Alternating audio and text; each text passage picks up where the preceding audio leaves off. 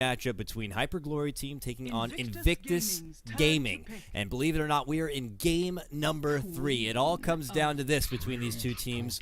One team's going to be moving on forward to what you may say is the lower bracket finals. The other team, their Summit 3 journey ends. I'm Cuddle Guy bringing you the coverage here for Beyond the Summit, and I'm going to be joined remotely from my good buddy Blaze. Blaze, it's been one hell of a series. We've seen bloodshed. We've seen the typical, more slow-paced, methodical, strategic Chinese Dota. I am very curious to see what the hell we're going to be seeing here for game number 3. It should be a lot of fun, though. Definitely. I've been enjoying this match so far, just back and forth, ups and downs, and now IG. I have to say they're opening the draft really strong. Not only getting the Queen of Pain that they love to put on Ferrari, but getting a denial pick of the Treant Protector. HGT, they get the first pick, they even, with the bans, hand them the Dwarven Sniper, and then they're like, but you're not going to get that living armor. You're not going to get that safety coverage, the overgrowth buffer, anything like that to keep the sniper fighting the way you want him to. And they have to go for a Rubik instead. Now, Rubik isn't bad because you can still steal that living armor that you're relying on so heavily, or maybe even some of Queen of Pain's hefty spells, the Blink, the Sonic Wave. But all in all, he's just still a support that has a lot of issues surviving in the fights, and Queen of Pain has no trouble bursting people down. 10 seconds remaining. This should be pretty interesting, and if you're just looking at this thinking like, oh, IG are just trying to be cheeky and they'll steal the tree for themselves just to take it away from IG, they've played it themselves a good couple of times here as they look through their match history. I think the last time they played it looks like about 9 days ago against their matchup against VG, so we'll have to see where they decide to take it from here, and this potentially looks like, yeah, the third reprieve of the Ferrari Queen of Pain, as they constantly make sure that they ban out the Storm Spirit. Lots of respect towards his Storm Spirit play there, but he's been just as crafty as we've already seen on the Queen of Pain. And yeah, I'm curious to see what HyperGloryTeam now will fall back on, especially someone like Kaka, because it seems like it's either Wisp or it's been the Treant Protector as of recent, but at least for now they are going to pick up that Rubik, who would love to get a hold of that precious little Blink from Queen of Pain. Could certainly benefit quite a bit from anything Treant Protector wants to give to him. But as the bans do progress, we're not going to be seeing that Luo Brood that he did a lot of work with in the previous game. They ban that out. They ban out the Lina. Invictus Gaming, they also remove the Westbrook Earthshaker, which he played the last 2 matches, and they're waiting out in the second bad. Worthy to note, Blaze, Axe has also been ignored up to this point. So if he does not get banned out here, I would not be surprised if one of these two teams will pick it up. Yeah, definitely a lot of potential. I mean, I could see just getting the quick lop off, and somebody who has all those living armor stacks on them, keeping them alive, would be a really nice thing for HGT to have. But IG are going to ban it out as their second hero, so we're going to be seeing XTT forced into a different off-laning perspective, and just in general a very different game than what we've seen for the first 2, because I really feel that Earthshaker was a very pronounced hero in both of the previous games. But yeah, right now, I mean, you just have to look at Ferrari's potential on this Queen of Pain already, what we've seen. Add in the support of a Lion roaming for him. Add in a Treant Protector giving him living armor. How aggressive is he going to be able to be with this hero? Like, I'm actually terrified for HGT. Like, they're confident in their own ways, and they do pick up Viper, who's probably the best hero to deal with that before level 6, but yeah, I just think that Ferrari's going to be just playing the pianist once again, and it's just going to be HGT that have to outplay him in their own way. Viper will survive for a while, but in the end, the pure damage, I think, will win out. We are getting a bit limited on the offlane potential here. I would be pretty surprised if IG passed on the chance to grab a Clockwork here as their offlane position, especially going against something like a Sniper. I think could be pretty good. So we'll have to see, though. They haven't played it too much as of recent. It looks like it'd been quite a while, like 12 days ago since they did pick it up here. And we'll have to see. Outside of that, you know, you still got Bristleback, who Luo has definitely repped recently. And then, of course, you also get access to... Okay, hold on a second.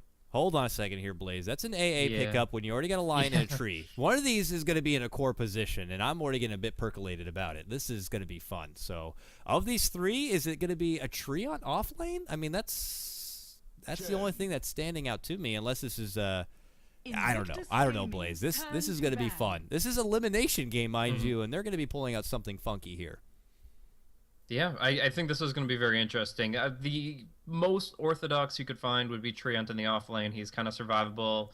Rubik Chen might 10 not be able to seconds get more than 1 or remaining. 2 kills on him in the laning phase, but there is the possibility that Queen of Pain 5 actually goes to seconds the off lane, remaining. and then you get Lion AA. One of those two will be actually taking core farm, and that would be really Reserve fun to time. see. But I don't really think that either of those two would be that great against the Viper or a Sniper, so that's the one thing is the lane and mid is going to be hard, no matter who they put there, Dire Error, team ZSMJ. ban. And I kind of feel like Ferrari's the one man for the job. And in that context, what are you doing with these heroes, IG? But we'll just have to wait and see. For sure, though, we're going to be seeing Burnings pick up next. That's the only thing missing from the puzzle. So HGT looking to 10 ban something seconds out. remaining. Juggernaut seems appropriate, but they're going to ban out the Naga Siren, actually.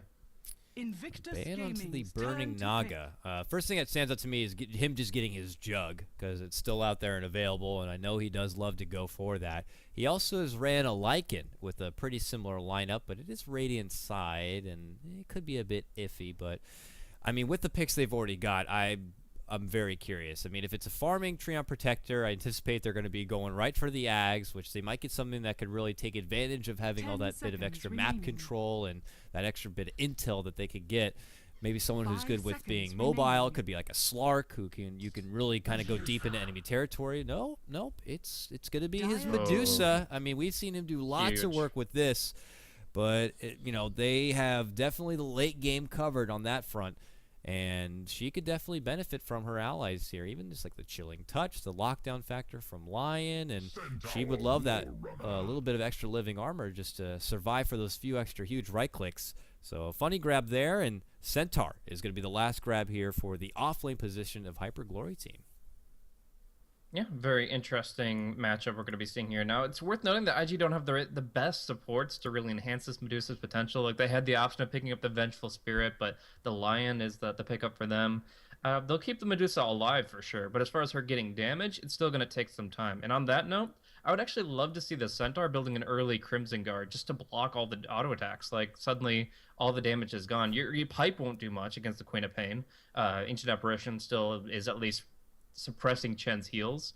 So I would say instead of like the traditional pipe rush you see from Centaur after Blink Dagger, I would say maybe 10 go towards the seconds Crimson remaining. and make sure that just Medusa is hitting for almost nothing for the first half of the game. 5 seconds IG remaining. really are taking their time before they reveal who's playing what here. I don't know if that's like a Sin tactic, but they just wait till the last second before they get their players in their position. And well, away we go. And I can't help but notice, okay, it is a core farming tree, as Luo is Prepare one to for pick it up. battle. I don't know the last time he's really had to play it in this kind of position, but this is going to be really interesting to see. So let's just go ahead and jump right into introductions here, Blaze. I'll lead things off on HyperGloryTeam side, Dire side. We got Kaka, who's now going to be playing his Rubik. We got Pretty Ha on the Chen. We got ZSMJ, your first-generation Chinese legendary player himself, playing the Sniper. Air is going to be playing what looks like the mid lane Viper, and that will leave Westbrook, also known as, I hope I say this right, ZTT, is that right? You're going to be playing your Centaur. XTT, yeah. XTT, one of those TTs, but I like the name Westbrook so What? much, I'm just going to call him Yeah. Westbrook. Yeah, Cool it's stuff. just get Westbrook on Brooklyn Kurtz, and he's going to be just balling out of control just on swag meter alone. But yeah, it's going for boots first in the offlaners, no surprise 30 here. seconds to The battle. Nature's Guys early for Treant will be pretty interesting. Chen and Rubik both have Sentry Wards. Is that pool? Yeah, that's just split between the two. So essentially, if they can still get the Treant in a bad spot, either the Sniper or the Viper have the slows to follow up a telekinesis. But early on, the Luo still gets a free 50 gold out of the sentries that were given to him by Faith, and that allows him to go further out in the lane. He's not going to be watched the entire time. The battle Yeah, begins. he'll take the extra bit of 50 gold, why not? And yeah, that means that he can kind of hang back in the dark quite a bit. And you still have Kaka here with one sentry on hand for this tree. So that is something he will have to keep in mind. And he can also even eliminate the sentry there from Luo as well. So we'll see if he decides to put it to strong use there. But now we got Radiant side. Chuan, who's been blocking out this mid lane. He's going to be playing your Lion, and it's going to be the mid lane burning Medusa to go toe-to-toe against ZSMJ. So we got the two legendary players going toe-to-toe here in the mid lane. That's awesome to see right there. We'll have to keep tabs there. Bottom lane, Faith on the support Queen of Pain immediately puts out the chilling touch for Ferrari as he tries to get a quick early couple of jabs in. He ends up eating a couple of tower hits, though. He's going to be playing for the third game straight, the Queen of Pain. And top lane, Luo on that tree. As he hides up and behind with his Nature's guys. Kaka has yet to dish out the sentry yet. Yeah, they know that there's a sentry ward in the lane that they don't want to have de-ward their own. Kaka needs to play this one pretty far back, and it's pretty clear that there's an observer ward out here. Kaka is being watched, and Luo's going to be able to position against it pretty well. In the meantime, Chuan's kind of the enigma on the map. The Dire don't have vision of him right now, and that just means that, of course, he's going to be able to be more active towards the mid lanes. The SMJ is going to have more issues, and Burning's going to have that extra bit of coverage. They also try to de-ward to unblock this hard camp, which is very important for Chen ganking the top lane, and it's not going to happen because the ward is to the north instead of in the middle of the camp. So that sentry fails, and Chen's not going to be able to really make use of this side of the map at all. Oh, Luo was just like beelining it there. I think he might have seen that very low centaur, and he's like, I want that last hit and that free bit of gold. Oh, because they're going to deny it too. Yeah, Kaka's like, nope, sorry, sir. You're not taking it. But Luo is still trying to be pretty cheeky here. He'll swat him in the butt right there and just kind of have to walk all the way back and around. And oh, and look at what Chuan just did. Oh, he's played Chen so much. He knows how annoying it can be. And here it is, the block of the hard camps for the Chen. He's going to have the worst neutral spawns available to him. Ogres is all he can possess right now. This is actually going to be a really slow start for Pretty Haw. Yeah, we haven't gotten to see a whole lot of Chen as of recent, either it being just kind of ignored or just flat out respect banned from either side. Both these teams really like to play their Chen. But yeah, I mean, that means that they both have experience doing so, and they kind of make sure they do the precautious steps of banning out and making life as difficult as possible for him, because if he has a slow early start, then things become a bit more difficult to recover, because you almost have like a quota to meet when you're Chen. I mean, we see typically do different styles. It's either plant yourself in the woods, farm up to get a quick mech, and then you can get towers quickly thereafter, or you're ganking in the mid lane, getting your early smoke, and just trying to be a factor there. It looks like he's going for possibly the former with his current build-up, but with that camp being blocked, it is certainly not going to be as easy. But we are going to see a possible change up here. Westbrook is ditched the off lane, and he's heading towards the top, it looks like. Yeah, XTT in this position, maybe he wanted to jungle a little bit, but no stout shield, no return, means he just has to gank. So they need the telekinesis into the Dark Troll Trap, into the Hoof Stomp to get a good kill, and we'll see who's leading the charge as they make their way most likely mid. If they go top, I'm not sure if that has a high percentage chance, maybe like 50% chance, and they're committing 3 heroes in a smoke. They need like 80+%. So they'll go with Medusa, but they have to wait for Burning to overstep, and with everybody missing, he's just playing as passive as can be. He actually pinged it out. They don't have vision on it, but he knew that they were kind of in the area. And yeah, he's playing it very safe by the tower. He has 2 supports behind him, though, in case the jump does come there. But they deterred from that path, and now they have eyes towards the top. If they don't get anything out of this, Blaze, this is a lot of time where they're kind of not doing anything and away from the lane. Now they do spot out Luo. They got the sentry already for him, and it looks like they will be able to get the kill as they just kind of lock him in place with the hoof stomp. He's sitting there. He thinks that he's safe under the cover, but he's not. Living armor is also not going to be enough, and your first blood goes to Westbrook. So he adventures away from the off lane, and he is able to get a little bit of something for himself. And now they're going to use this bit of momentum and just quickly push down this tier 1 tower. Yeah, Air does not have a Basilius, so it is going to be just trying to get it with a few hero tanking the shots, because of course the creep wave just falls very quickly, but the timing is great. The siege creep does a lot of work. They combine the fortification with the living armor, giving it a little bit more effective HP, but in the end the next creep wave comes through, and yeah, they clean this up nicely. So deny attempts, I don't think so. That's going to be a clear tier 1, and Centaur suddenly has 1,300 gold. Does he go for the Tranquils here, or does he just say, screw it, I'm halfway to Blink? I don't know. We'll have to see. It's a matter of how easy it is going to be to find farm after that. I mean, he has been blessed with that first blood and an easy tower, but you still have to find somewhere to build up some farm, and if he needs to find it in the jungle, then yeah, maybe something like Tranquils would help out with that. And then they could help him with going back to the bottom lane and being a factor there. But here we go. They're actually going to go into air here. They get a nice stun. They get a nice Shadow Strike. It slows them down quite a bit. And, you know, it's taking a lot of muscle power. It is a Viper after all. Oh, he's barely alive, and he gets denied. Nicely done there from Kaka as he gets to deny, generously handing out a couple extra hats to some viewers there who did purchase the ticket. Yep, so unfortunately that doesn't work out for them too well, but still they make their rotations. And I'm not sure if we actually caught it on camera, but about a minute and a half ago, there was a kill on the sniper mid. Ancient Apparition, Lion were able to catch him off guard, and the 3 conversion on 1 to bring down the sniper. So I'd say Burning is pretty happy with how the laning phase is going. He didn't expect to like win CS against the sniper, just because that hero is so frustrating to go up against on lane with his attack animation, projectile, the shrapnel. So in the end, him drawing even on CS and now having a slight advantage with the assist. Yeah, I think that Burning's pretty happy with the mid lane. Yeah, and a Medusa this happy early on is a very good thing to have. She just would love to have a good bit of a head start so that where she really thrives in the later game, you know, she can get to that point sooner than later. Looks like Westbrook still has yet to invest any gold, so he could be just saving straight for the Blink Dagger here. And obviously, IG have to know that when they see that he's gotten the first blood, he got in the tower, and he still only has boots. They have to know that a Blink is going to be coming sooner than later. So the second he does go missing from the map, they better be looking to communicate and make sure that they're going to be ready for any sort of oncoming gank. And Ferrari, who's been pretty much working relentlessly in this bottom lane since then, he's 38 and 14 now. He's got his treads and early null and such. And about 800 gold build up here. He's been building his Queen of Pain a bit different for each of the games. Game 1, we saw him have to go with the Necro book to try to split push a bit. Game 2, he went a bit more standard with his Queen of Pain, so we'll have to see where he decides to go from here. He has Faith nearby to kind of help with the creep wave pull a bit, and, well, it does look like Westbrook is going to go on an adventure elsewhere. Can't really go too far forward as long as they're pulling the lane, and he'll just kind of join Pretty Ha here nearby. So one thing that's interesting to note is the Centaur actually going for a 2-1 build. I'm assuming he's still just going to ignore return and go for like a 2-3-0, but the second point in Hoof Stomp earlier just means he feels he's going to be pretty reliable with those stuns, especially with that Blink Dagger, and yeah, just getting a little bit more efficiency out of the stun duration and damage, despite the mana cost remaining the same. It's pretty nice for him.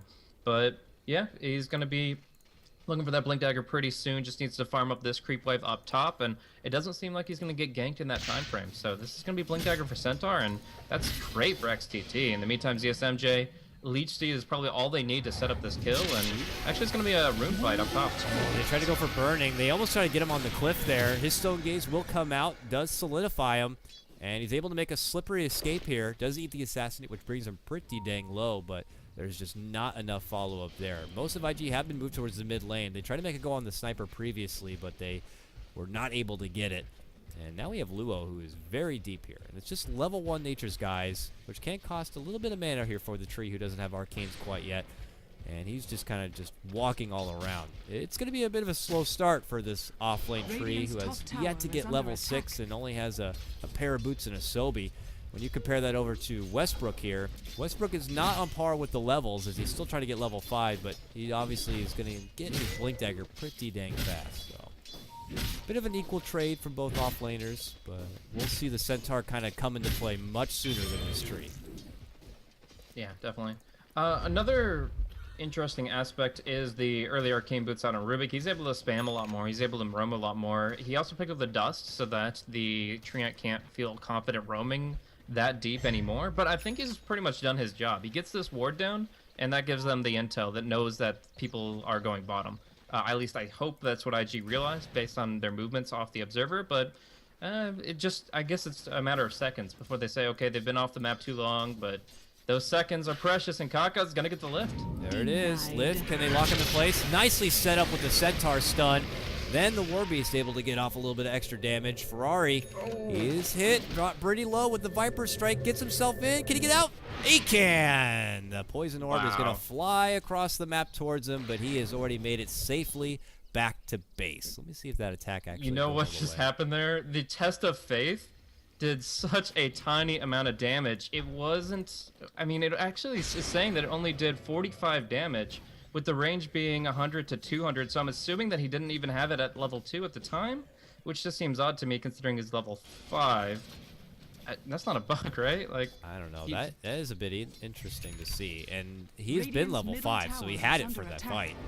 Yeah, I don't know. That's a Yeah, bit weird. it says he hit for 45 damage. It's pure damage. It shouldn't be mitigated, but it is what it is. Anyways, Treant overstepping his bounds. He does get picked. Yeah, that is just a quick grab for them, and he tried to go invis, but it's not going to be happening. So they get the quick pick on the tree, and it looks like they're going to be adding some pressure on this tier 1 bottom as they have a nice army right here.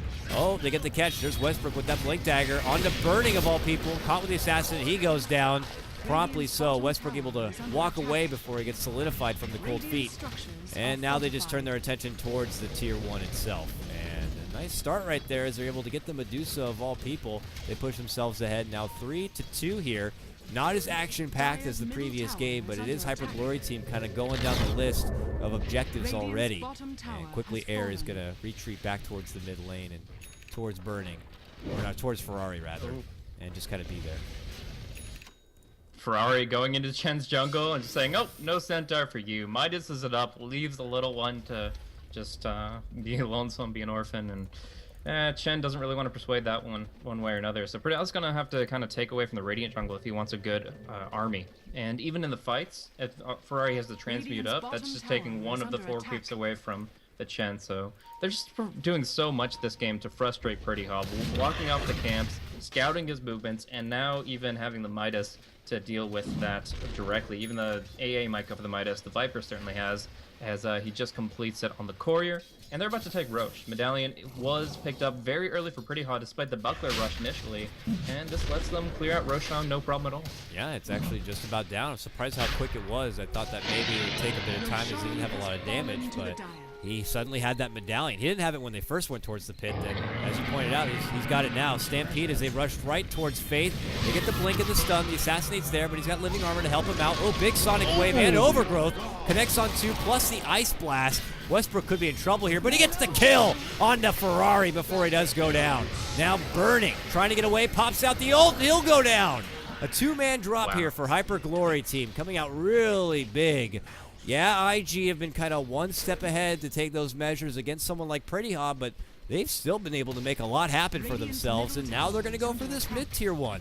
This is looking pretty similar to game number 1, Blaze, where they just had so much momentum early on, and they went from tower to tower to tower. They got every Roach they'd wanted, and it's looking pretty damn solid. Chuan has been very persistent here in the top lane. He's trying to get a Blink Dagger quickly on his Lion. That would certainly help out, but he'll need it quick because his team is crumbling right now. It's very early, I know, but this is exactly what HyperGloryTeam want, and they're already getting so much. And look at this stack. They're going to be taking this stack away. And yeah, you may have gotten the creeps away from the jungle, but he found a Centaur right over here, and he's going to take that one up. Oh my goodness, HyperGloryTeam, really nice start here for game number 3. Yeah, and it's just Burning doesn't really have anything in terms of survivability. Oh, and they keep on walking into no man's land. The Blink's stolen too. Like, they don't expect people to just be hanging around there farming their big hard creeps, but yeah, the HGT never left. They've been in this position for quite a while. Now they have the Blink stun to maybe go on Burning again. Stone Gaze still on cooldown. Mana Shield will help, but he just doesn't have great items. If I was talking about Burning's farm before in comparison to Sniper, he has since then not even gotten 20 CS, but we do see that Blink Stomp coming into play, bring down the Treant before he can react, and yeah, it's like just Burning is this kind of anchor for IG's lineup and their comeback, but if he doesn't have the effective HP to survive through a team fight, then they're just in a really bad way. They need these overgrowths to hit, they need really good earth spikes, they just need to keep Burning alive. One thing I was talking about the Test of Faith earlier, and I was really still curious about that little mystery. It's actually the Treant's living armor blocked some of the damage, so that's why it got reduced down to 45. It was bothering me, but for those wondering the deeper mechanics there. There it is, yeah, that makes a lot of sense. It's really kind of hard to see when you're kind of just freaking out seeing if Ferrari's even going to be able to make it away at every little bit right there, and yeah, that would make a lot more sense. And it just looks like HyperGloryTeam are really taking advantage of the IG lineup, knowing that they're not a team that's really ready to fight this early on, whereas their team, I mean, the second they were able to get that Blink together on Centaur, they were just ready to go, go, go. And they have been able to really make it work, just going from one thing to the next. They get a fair amount of damage on the tier 2, which will be repaired there from Luo. But yeah, I mean, from our perspective, when Ferrari just got annihilated right there, you got to understand, like, from their point of view, they're completely in the dark from that spot and all the way down below. So you could just figure that HyperGloryTeam were going to pull back and farm through the IG jungle. But that was not the case. And the second that Ferrari shows himself, which actually shows Sonic himself Blade. top, and he gets a nice kill here in the top lane. Now, that's good redemption for him. After he was brought down the mid lane, he goes up there and makes quick work of him. The double null build even here for him. Yeah. Yeah, he actually really likes this build. Just getting a lot more stats to play around with, along with the treads. He's actually able to do a lot more work with his mana pool, consistently put out his level 2 ultimate, and yeah, I think this is actually not bad. It's solid efficiency, and that's the important thing. The Ice Blast is what allows him to get the kill up top, though, and that gives him a little bit of rebound here at this stage in the game. The Sniper was second in net worth. Now Ferrari trying to contest that throne. He's at just 400 gold behind at place number 3, but it's still going to be burning to build it up. He's going to be most likely going for like a Yasha for just the farming potential, and then they need to focus on map control. They need to get their jungle back. Is it going to be that easy, though? I mean, we already see pressure towards the bottom. Kaka dishes out a sentry and hopes to catch out Luo. Luo with the other way, though. He does have a TP if he needs to kind of get himself back towards safety, but they are now going to quickly head themselves back. I mean, HyperGloryTeam are just happy to kind of patrol through the IG woods here and scout out anything they can. Constantly kind of hounding and seeing where Luo's going to be showing his tree face here. He's not going to be anytime soon, so Air will take the opportunity to farm up the lane. Meanwhile, IG, they are getting some pressure on this tier 1 top lane. It looks like they will be able to bring it down. This will be their first tower takedown of the game, and it is going to be Burning who does get the last hit. He did go right for a point booster here, Blaze, so not stepping off with the Yasha first. This could just be a reliable point booster in the meantime. Yeah, I'm not sure if it is going to be a Scotty rush. It seems like that would be a very slow progression for him, but I actually love the idea of the casual point booster. They actually, if you do the math on it, with this mana shield up and how much it can actually absorb, this is actually like 570 health out of the point booster, so it really helps Burning survive. But it is going to be another pick-off. Like, these supports, and in this context, offlaner, are just getting picked off left and right. Every time they venture out into the jungle, they seem to have some issues, and it's going to cost them a tier 2 tower. Yeah, we caught that whole win. The second that Luo finally starts to try to step back towards the safety of his tier 2, I mean, Westbrook is right there, scouts him, blinks in, sets it up with the stun, and eventually we just know what happens thereafter. He ends up going down, and this will allow them to segue towards this tier 2, which with this Chen army out in front, they're going to be able to bring it down. A casual living armor is just not going to be enough there, Luo, and he does end up getting it. They pull back and away. Meanwhile, top lane, they get Westbrook. All right, Queen of Pain able to bring him on down with a quick sonic wave, and it is going to be a Centaur for a tier 2. I guess you can also throw Luo into that mix, and it's still HyperGloryTeam who do get a bit of the better here. They're ahead now 8-5, and their net worth advantage is already at about 7,500. 3K for XP. Yep. We're going to see Air finish up his Aghanim Scepter there, but we'll see if he can actually make much use of it as far as just getting those initiations on the back of the Centaur. I like the idea of what HGT do when they're trying to defend like these distant tier 2 towers. It's similar to what we saw in game 1, where they're like, okay, get the jump early and then the TP rotation will secure that kill. But in this case, although he is able to do like 700 damage with his combo jumping on the Queen of Pain, they just do enough to turn it against him that the Rubik rotation doesn't mean squat. So end of the day, it's just kind of going back to both sides farming and HGT controlling the eastern part of the jungle, but they want more than just part of the jungle. They want to control everything, and that's why they buy the gem. Here they're able to just can destroy the tree every time he goes out to scout things, and then of course they're able to deward everything from the Radiant side. As long as Kaka doesn't lose it, that's the key. Yeah, it's very crucial to be able to kind of keep this power advantage while you got it, and they're able to move on forward. They see Burning. He uses that blink to get him in place. Oh, the Chen! Yeah, he's not going to be able to get close enough for the stun. His whole army going to be petrified, and Burning isn't going to be able to make it away. A bit of a lost opportunity there for HyperGloryTeam as they couldn't quite get a hold of him, and now they got to step back and try to defend out this tier 2, which is being pressured currently from Ferrari. He does have help nearby in the form of Chuan and Faith. Does have his blue dagger, of course, but they're not looking to make a pick happen, so they'll just kind of add the pressure there, take some farm on the way out, and HyperGloryTeam are going to be forced to kind of double back and make the best of it here on out. But it's enough to kind of stall the timeout a bit longer here for IG, and it looks like Westbrook as well. He's going to head towards the bottom, and I think he's going to be getting a pipe. He's got a couple of rings here on hand. You don't see it very often, but, you know, people always casually laugh about the pipe. No one ever gets it. Feels like it's kind of too much work, but we'll see how effective it could be in this kind of game. Well, I talked about it in the draft a little bit. I definitely prefer the Crimson over the Pike, but it's still an okay pickup. I mean, you stop the Sonic Wave, or sorry, you don't stop the Sonic Wave anymore, but you stop the Scream, the Ice Blast, and mostly Chuan's damage from there. Like, it's not the best pickup, but it'll help him out. Obviously, Double Edge is self-inflicted, so that's some magic damage you can also take care of. So, not my ideal, but it should still do the job of making everybody a little bit tankier in the fights, but he's gonna blink, look for the TP, and he looks like he'll get out okay. One missing the stun, but the Hex! They got him! The Ice Blast marker gave him the vision, and the Hex connects. They got him, okay. Yeah, that was close. Thankfully, Faith, with a little bit of extra vision from the Ice Blast, Chuan tried to do a blind Earth Spike, but once he saw where he was, he did a quick reaction with the Hex, and not a moment too soon. And they're allowed to get the quick pick there onto your Centaur, and the rest of the HyperGloryTeam are kind of back near the Roche pit here, scrambled on what the next game plan is going to be for them. But with that pick, Ferrari's now able to complete out an Agnum Scepter on this Queen of Pain, so your Sonic Wave is going to be coming of abundance here. Very low cooldown, and, well, it will help relieve a lot of the pressure. It will help decimate the Chen army a bit more, and we'll see how much use he's really going to find out of it here. And meanwhile, HyperGloryTeam, they still have their gem, I believe. They do. So they'll just kind of keep hanging around this IG side and maybe remove whatever ward they come across. But Roche is up, so they're going to get on in there and get the job done. If you look at net worth, you can see the Queen of Pain has actually outstripped the Sniper just thanks to this Midas and a few key pickoffs there. So, I mean, great for Ferrari to be able to come back in that regard, but still burning. He's slow rolling it. He's actually going to follow through with that Eye of Scotty, so it's going to be a hyper defensive build from him. No, it's going to pretty much as slow as you can farm on this hero. Like, at best, you take double stacks of Ancients here. You don't... If you the higher you stack it, the more you risk HGT just taking it away from you, because they don't have map control. So... it is a pretty big stack right now. I think that's a triple. And as such, Burning has to take care of that right now or he won't have time. Actually, probably double damage her just to bring it down. He's going to start going to work on that. That Stampede was just them trying to find Luo there on the bottom lane, but he did the smart choice and ran out the other way, so they couldn't quite get a hold of him. Now he's going to be able to TP back to safety of his own base.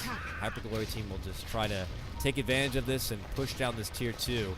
But IG just kind of accept this. They know that HyperGloryTeam are going to be able to take probably the remainder of their outer towers. They just need to get focused on to look at top lane, actually. Westbrook waiting perfectly. This is what they've been doing all game long, and the game 1 specifically, but going in on Ferrari early, now getting the combo. Chuan's there to break it down a little bit, though, and the living armor, it might make the difference. Oof, he was able to get away. It was even a nice steal there. But they stopped the TP with the Assassinate, and they're able to get the kill. Okay, nice steal from Kaka from that Earth Spike to even lock him in place that much longer. And a nice little attempted escape from Ferrari, but it's not going to be to any avail, as he will go down. Now 6-9 for HyperGloryTeam.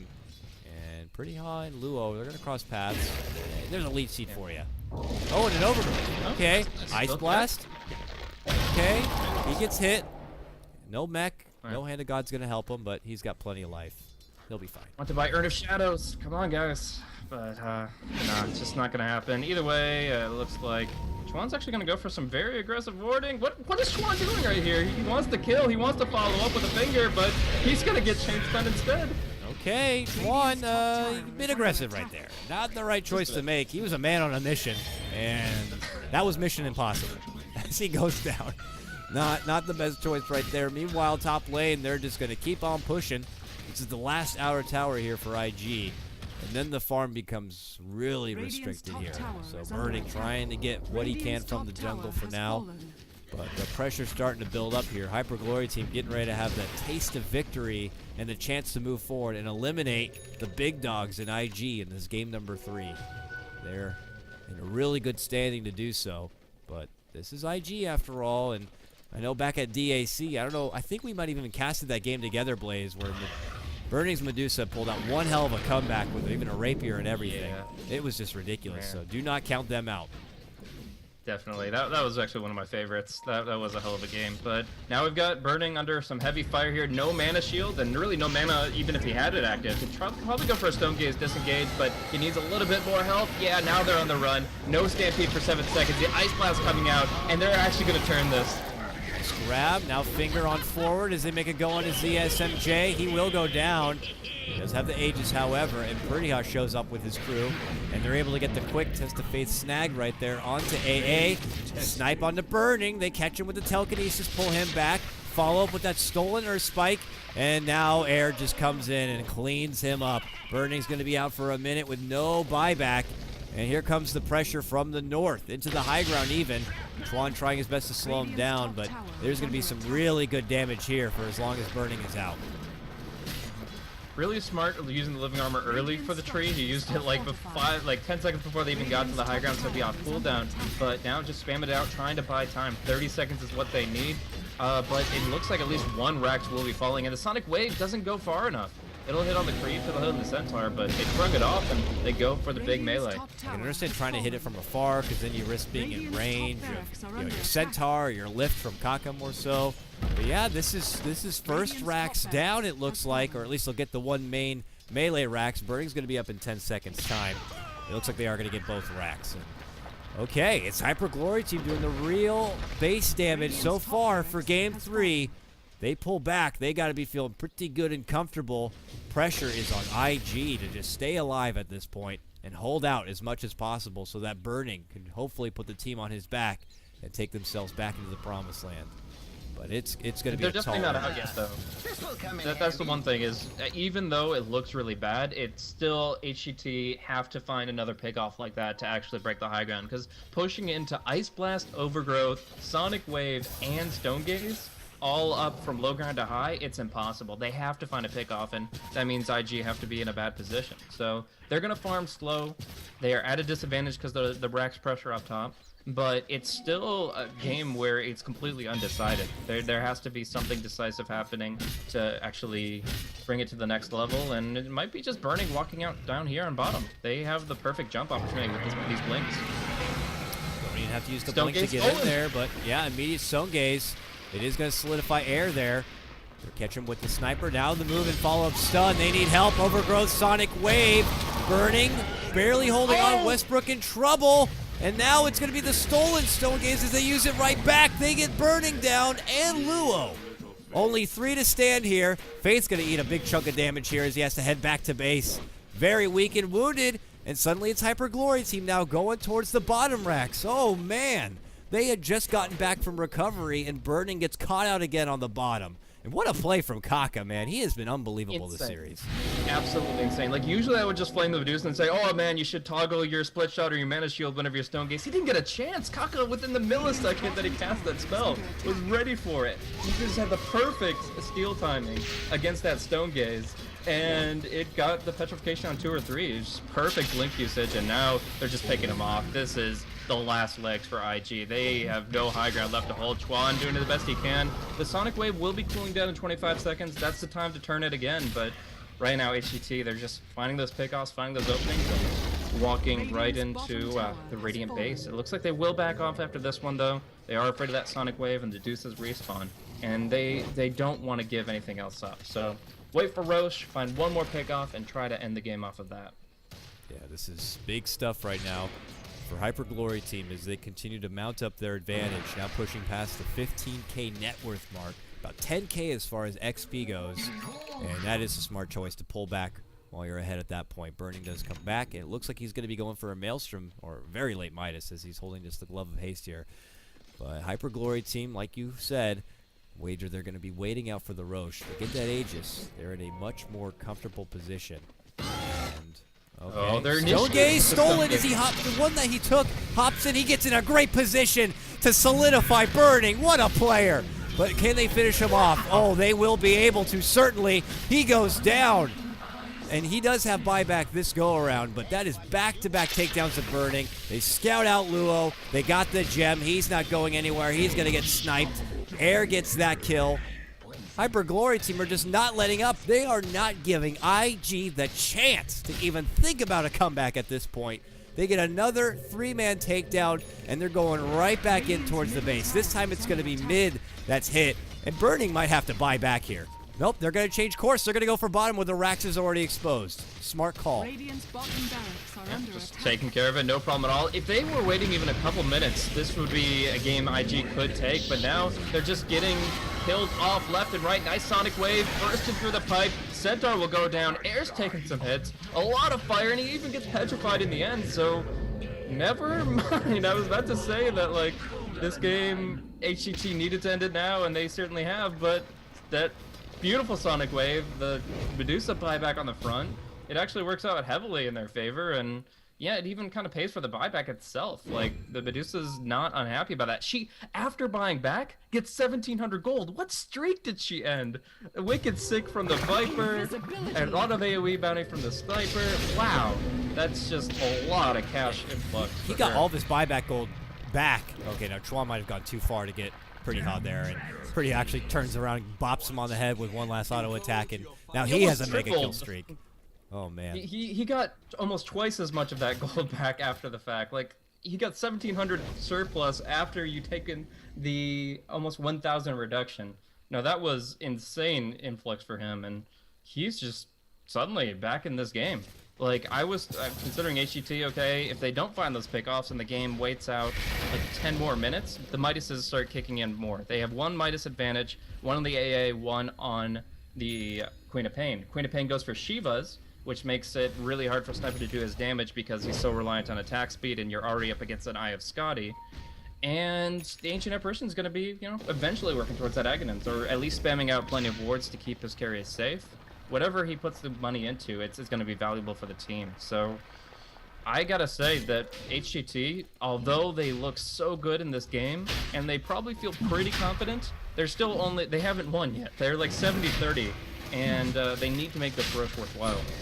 I can agree with that. Now, this Aegis will help out, and IG will have to play a bit more cautiously. They did have to use Burning's buyback, so if he gets caught out again and taken down, it's not going to be as easy to make that kind of comeback play, but it looks like they are going to be able to expects snag a it up. Rubik blinking with the Stone Gaze? Like, oh, that was such a play from Kaka. He has been an incredible force to be reckoned with this series entirely. Like, his play on the Treant and now on the Rubik. Like, this guy, he's just insane. Air's going to be snagging up the cheese there from the Roche, and that means ZSMJ is going to be the one with the second life. And he's now got a Demon Edge. Probably going to look to build up towards that MKB before Burning even has the chance to think about a Butterfly. More so, they're just looking to get as much of that hard-hitting damage out as possible, as they will continue the pressure on this bottom lane, where those Raxes are still exposed. Dire's top And tower that does is force under IG I'd to on come the back. Sniper here. I'd say crit on the Sniper just because, like, the Butterfly is so far off. It's going to be a long, long time before Medusa actually finds the Butterfly. Maybe he's not as aware of her lack of farm as we are, because we have all the numbers right in front of us, but no matter the case, they're just going to go on the back of this Dire's Aegis and middle tower Cheese. is under Cheese is attack. on the Viper, his Midas is on the Courier, and they'll have some big Ancients to siege with. The Granite Golem, the Black Dragon, up on the high ground already. Oh, they're going right for Burning. If they take him down, he's got no buyback. They're going to get him. Locked in place. He goes down. Out for 80 seconds. Stone Gaze was popped. Now they're eating big damage. Westbrook going to get fingered. They take the Centaur down. Luo, big damage there. That stolen Sonic Wave from Kaka. They did it. They have beaten IG. IG were just eliminated from the Summit 3. What an upset here. The underdogs. HyperGloryTeam coming into this matchup. Dota2 Lounge odds had it like 83% favorites for IG. But I said right at the start of the draft for Game 1, HyperGloryTeam are a team that could pull out some ridiculous upsets, and they do it again, Blaze. What a hell of a series, and what a hell of a showing from Kaka. I give him, without a doubt, MVP from all 3 games. Unbelievable. True to his cosmetic set, he was a mad jester with those spell steals, just juggling them all around. He was able to do so much work this game, and yeah, the one thing they couldn't afford was Medusa getting picked off at the beginning of the fight. She's the one without buyback. She's the one who has to be behind everybody else. The Treant, at least, should be in front. And no, it's the Medusa that gets jumped, the Medusa that goes down, and, you know, carry without buyback in this stage of the game is the loss of the entire game. So Burning, not his best series, but honestly just outplayed by individuals like Kaka, who played this just so immaculately. Matchup between HyperGloryTeam taking on Invictus Invictus Gaming's Gaming. turn to pick. And believe it or not, we are in game number 3. It all comes down to this between these two teams. One team's going to be moving on forward to what you may say is the lower bracket finals. The other team, their Summit 3 journey ends. I'm Cuddle Guy bringing you the coverage here for Beyond the Summit, and I'm going to be joined remotely from my good buddy Blaze. Blaze, it's been one hell of a series. We've seen bloodshed. We've seen the typical, more slow-paced, methodical, strategic Chinese Dota. I am very curious to see what the hell we're going to be seeing here for game number 3. It should be a lot of fun, though. Definitely. 10 I've been seconds enjoying remaining. this match so far, just back and forth and back and forth, ups and downs, and now 5 IG. seconds I have to remaining. say they're opening the draft really strong. Not only getting the Queen of Pain that they love to put on Ferrari, Reserve but time. getting a denial pick of the Treant Protector. HGT, they get the first pick, they even, with the bans, hand them the Dwarven Sniper, and then they're like, but you're not going to get that living armor. You're not going to get that Team safety coverage, the overgrowth buffer, anything like that to keep the sniper fighting the way you want him to. And they have to go for a Rubik instead. Now, Rubik isn't bad Invictus because you Gaming, can still turn steal to that living ban. armor that you're relying on so heavily, or maybe even some of Queen of Pain's hefty spells, the Blink, the Sonic Wave. But all in all, he's just still a support that has a lot of issues surviving in the fights, and Queen of Pain has no trouble bursting people 10 down. seconds remaining. This should be pretty interesting. And if you're just looking at this thinking like, oh, IG are 5 just trying to be seconds cheeky and they'll remaining. steal the tree for themselves just to take it away from IG, they've played it themselves a good couple of times here as they look Reserve through their time. match history. I think the last time they played it looks like about 9 days ago against their matchup against VG. So we'll have to see where they decide to take it from here. And this potentially looks like, team yeah, ban. the third reprieve of the Ferrari Queen of Pain as they constantly make sure that they ban out the Storm Spirit. Lots of respect towards his Storm Spirit play there, but he's been just as crafty as we've already seen on the Queen of Pain. And yeah, I'm curious to see what HyperGloryTeam 10 now will fall seconds back on, remaining. especially someone like Kaka, because it seems like it's either Wisp or it's been the Treant Protector as of recent, but at least for now they are going to Invictus pick up that Gaming's turn Rubik, to who ban. would love to get a hold of that precious little Blink from Queen of Pain. Could certainly benefit quite a bit from anything Treant Protector wants to give to him. But as the bans do progress, we're not going to be seeing that Luo Brood that he did a lot of work with in the previous game. They 10 ban that out. They seconds ban out the remaining. Lena. Invictus Gaming, they also remove the Westbrook seconds Earthshaker, remaining. which he played the last 2 matches, and they're waiting out in the second bad. Worthy to note, Blaze, Axe has also been Reserve ignored time. up to this point. So if he does not get banned out here, I would not be surprised if one of these two teams will pick it up.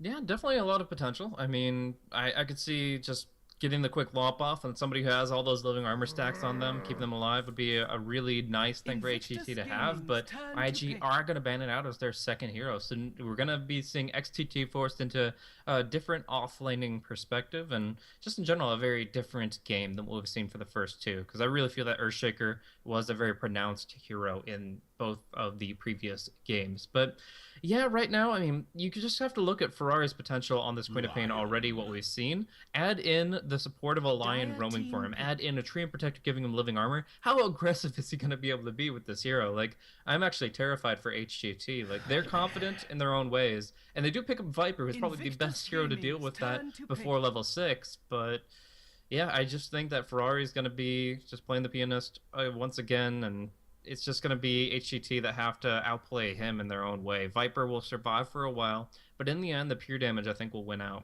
We are getting a bit limited on the offlane potential here. I would be pretty surprised if IG passed on the chance to grab a Clockwork here as their offlane position, especially going against something like a Sniper. I 10 think could be seconds pretty remaining. good. So we'll have to see, though. They haven't played it too much as of recent.